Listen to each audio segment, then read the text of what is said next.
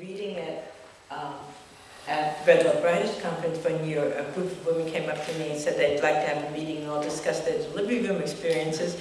And when I said that mine was made up, they were angry. They were angry.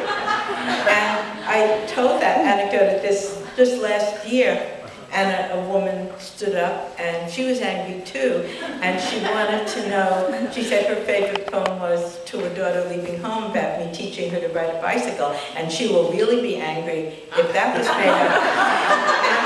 And indeed, that was made up. I never taught my daughter to ride a bicycle. I don't ride a bicycle myself. So poetry is cataloged in libraries under fiction. The I in the poem I think of as a paternal twin to me, but not an identical twin, not by any stretch of the imagination. And this afternoon I'm going to be on a panel on making poems out of, I don't know, going public with private feelings. And one of the issues we'll discuss is the I of the poem necessarily the writer, and does it matter if the reader thinks it is, if it isn't?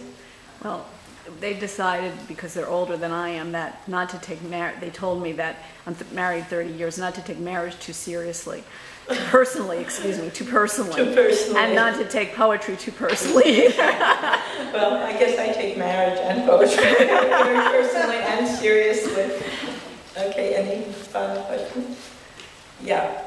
I'm interested in the part about death that you mentioned. I've read somewhere that every good poem has that current through it, because it makes life, it's the other side, the mirror side. And I'm just wondering, you almost sounded self-critical of yourself, if that's what you're examining. And I just wondered if you